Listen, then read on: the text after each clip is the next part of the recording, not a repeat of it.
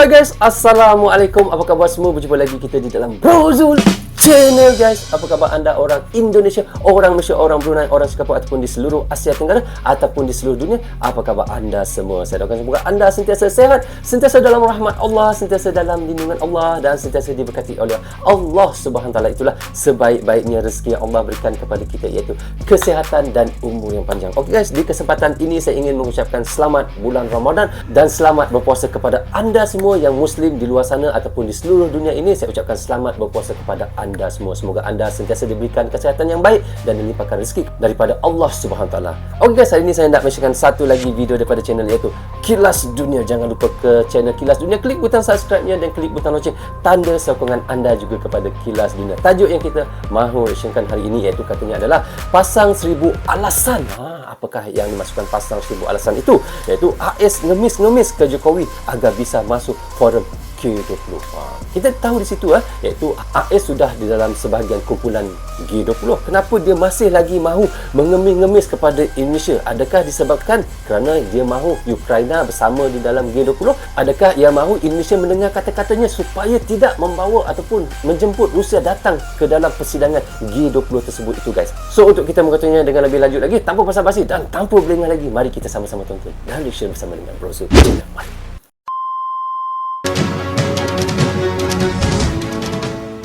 Biden bilang Rusia bisa hadiri KTT G20 asalkan Indonesia undang Ukraina.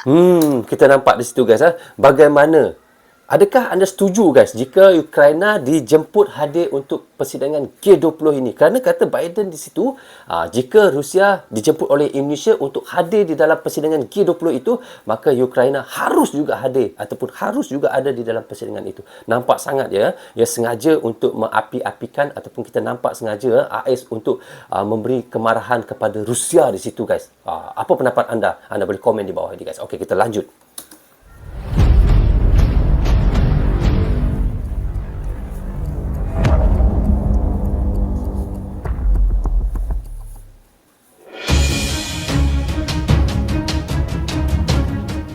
Presiden Amerika Serikat Joe Biden kembali menyuarakan untuk tidak mengundang Presiden Rusia Vladimir Putin dalam pertemuan puncak G20 di Bali akhir tahun ini.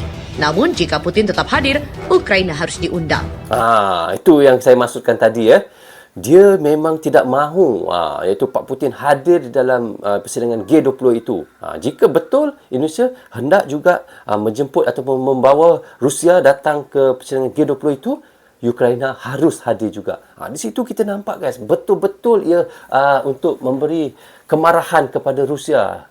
Tapi Indonesia sebenarnya dia tidak ada hak juga sebenarnya untuk menegar iaitu Rusia untuk datang di dalam persidangan G20 itu, kerana Rusia adalah salah satu sebahagian di dalam G20. Kita membincangkan ekonomi global, bukannya membincangkan tentang invasi. Maka tidak salah untuk dia hadir. Okey guys, kita lanjut ya. Jikapun Ukraina diundang, diperkirakan langkah itu akan membuahkan kemarahan dari pihak Rusia. Memang marah. Saya mengemukakan kemungkinan jika itu tidak dapat dilakukan. Tidak undang Putin jika Indonesia dan yang lainnya tidak setuju, maka menurut pandangan saya kita harus meminta agar Ukraina menghadiri pertemuan juga, kata Biden setelah pertemuan puncak NATO di Brasil pada Kamis 24 Maret waktu setempat. Lain macam akal otak diorang ni guys. Mereka ni macam sengaja sengaja untuk mengapi-apikan ataupun orang kata saja menyimbahkan petrol ke dalam api. Jika sudah ada antara dua negara yang sedang bersengketa dijemput di dalam persidangan untuk membincangkan tentang ekonomi global, nanti tak jadi persidangan tersebut. Tentang persidangan itu menjadi satu benda yang orang kata satu perkara yang nanti tidak kita jangka itu yang kita takutkan, itu yang kita tidak mahukan. Sebagai Indonesia, sebagai tuan rumah, dia harus menjaga banyak pihak, banyak hati daripada, maksudnya Indonesia ni sebagai tuan rumah bukan perkara yang senang guys, bukan perkara yang senang sebagai tuan rumah G20 ni. Banyak negara-negara yang perlu dia jaga, banyak hati-hati presiden yang dia perlu nak jaga. Itu yang kita sangat respect jugalah kepada Indonesia ni, kerana dia sebagai ketua G20, dia harus pandai untuk mengambil hati setiap presiden-presiden yang ada. Indonesia yang memegang kekuatan G20 di 2022 ini menegaskan akan mengundang semua anggota di sejumlah agenda forum tersebut termasuk pertemuan tingkat tinggi. Bahkan, pemberitahuan mengenai KTT kepada negara anggota sudah disampaikan sejak 22 Februari lalu. Memang sebagai tuan rumah, kalau saya sebagai tuan rumah saya akan mengundang siapa-siapa saja di dalam persidangan G20 itu. Sesiapa saja yang ada dalam anggota G20 itu. Kita tidak boleh untuk menghalang sesiapa guys. Okey, kita lanjut. Kewajiban semua presiden G20 untuk mengundang semua anggota, kata Kusherpa. Sebagai presiden, Indonesia berkewajiban untuk mengundang semua anggota G20. Saya percaya Indonesia adalah negara yang berdaulat. Negara yang berdaulat. Dubes Trian mengatakan, Indonesia sebagai ketua G20 tahun ini memimpin sesuai dengan presiden presidensi sebelumnya. Menurutnya, diplomasi Indonesia selalu berdasarkan prinsip. Trian juga menyebutkan pentingnya untuk menggarisbawahi bahwa salah satu tema G20 dengan presidensi Indonesia adalah mengenai pemulihan dunia utamanya dari pandemi COVID-19. Benar? Sebelumnya, Duta Besar Rusia untuk Indonesia Ludmila Vorobyiva mengatakan Presiden Vladimir Putin ingin hadir dalam konferensi tingkat tinggi atau KTT G20 di Indonesia. Oh, di situ kita nampak Presiden Rusia memang dia mahu hadir guys. Dia sendiri yang mahu hadir itu mungkin ada atas arahan Moskow jugalah. Dia pasti akan hadir. Jadi untuk Indonesia membantah atau untuk Indonesia untuk melarang siapa-siapa untuk tidak hadir, sebenarnya Indonesia tidak boleh pun buat apa-apa walaupun dia untuk tuan rumah G20 itu guys. Itu yang sebenarnya. Okey, kita lanjut guys. Presiden Putin bermaksud untuk hadir dalam KTT G20 di Indonesia, tapi kehadirannya tergantung banyaknya hal, termasuk situasi COVID. Ia berterima kasih kepada Indonesia karena mengambil posisi tegas terhadap kekuatan di G20. Hal ini disampaikan menyusul seruan beberapa anggota agar Rusia dikeluarkan dari kelompok itu. Kita tengok Pak Putin akan hadir. Dia kata dia akan hadir untuk persidangan G20 itu kerana ia ingin membincangkan tentang yang sekarang ini sedang berlaku di dunia iaitu pandemik, iaitu COVID-19 Kita nampak bagaimana. Ini adalah satu perbincangan ekonomi global. Maknanya untuk Pak Putin hadir itu adalah keputusan yang betul untuk dia. Okey. Menurutnya, pengusiran Rusia dari G20 dan berbagai forum internasional tidak akan membantu menyelesaikan masalah. Sejak Rusia menginvasi Ukraina pada 24 Februari lalu, berbagai negara di dunia, terutama Barat, berupaya mengisolasi Moskow dari sistem keuangan hingga organisasi internasional. Ya guys, jika sekalipun Pak Putin tidak hadir di dalam persidangan G20 itu, sebenarnya itu tidak ada memberi apa-apa impak pun kepada untuk invasi antara Ukraina dan Rusia itu. Benda sudah berlaku pun. Benda sudah terjadi. Jadi untuk Pak Putin untuk hadir ataupun Rusia untuk hadir di dalam G20 itu sudah memang sudah kewajipan dia. Jadi untuk antara Ukraina dengan dia itu, Rusia itu sudah pun antara dia dengan Ukraina, bukan untuk membabikan di dalam perbincangan ekonomi global ini. Itu yang pemahaman daripada saya guys. Okey, kita lanjut. Adalah solusi yang ditawarkan Presiden AS jika Indonesia tetap undang Vladimir Putin di KTT G20 Bali. Di sela menghadiri pertemuan pemimpin NATO di Brussels, Biden tegas meminta Rusia dikeluarkan dari kelompok G20.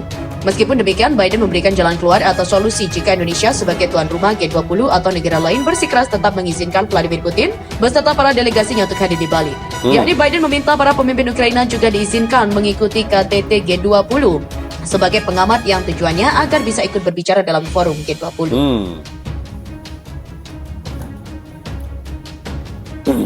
Biden menyatakan hal itu kepada konferensi pers di Brussels usai KTT darurat pemimpin negara-negara NATO membahas invasi Rusia ke Ukraina. G20 atau kelompok 20 adalah forum antar pemerintah dari 19 negara dan Uni Eropa yang bekerja pada isu-isu global utama.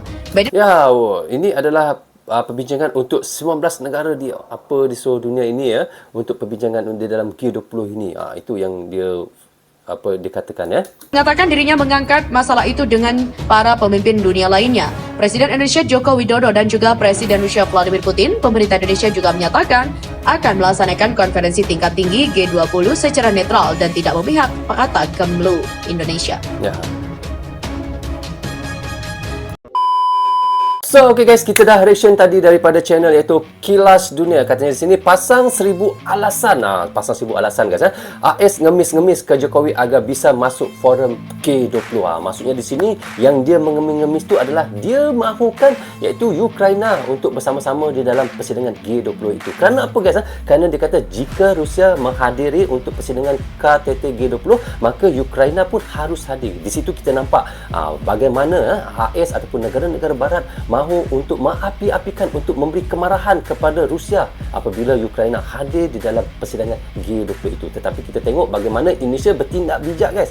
Dia walau bagaimanapun Indonesia ni adalah sebagai satu negara yang non-blok, dia ataupun negara yang neutral, dia tetap untuk membuat keputusan yang sangat bijak ataupun dia harus memberi keputusan yang sangat baik kepada negara barat ataupun kepada Rusia juga kerana ia tidak mahu pertelingkahan berlaku ataupun pergaduhan yang berlaku yang menjadi besar ya. Bagaimana Indonesia membuat keputusan, dia tidak akan menyokong di mana-mana pihak pun. Jika Rusia mahu hadir di dalam persidangan itu, maka Indonesia tidak boleh menegah ataupun untuk melarang Rusia ataupun Pak Putin untuk hadir di dalam persidangan G20 itu. Dan untuk AS dan negara-negara barat mengatakan jika Pak Putin hadir di dalam untuk persidangan G20, maka iaitu Ukraina harus hadir. Di situ kita nampak Indonesia tidak berkata apa-apa pun. Itu terpulang kepada Ukraina nanti bagaimana dan bagaimana keputusan nanti apabila persidangan tersebut akan berlangsung nanti ya, iaitu di Bali pada November 2022 pada hujung tahun ini. So okay guys, sampai di sini saja untuk reaction sekali ini. Semoga manfaat untuk kami di Malaysia dan untuk anda di Indonesia juga. Jangan berhenti menyokong Brozo Channel. Tanpa sokongan anda tiadalah Brozo Channel di dalam YouTube ini. Bagi anda yang suka dengan cara saya reaction, anda boleh klik butang subscribe dan klik butang loceng tanda sokongan anda kepada saya. Jaga diri anda, keluarga anda, terutamanya anak dan isteri anda. Assalamualaikum, goodbye, bye-bye.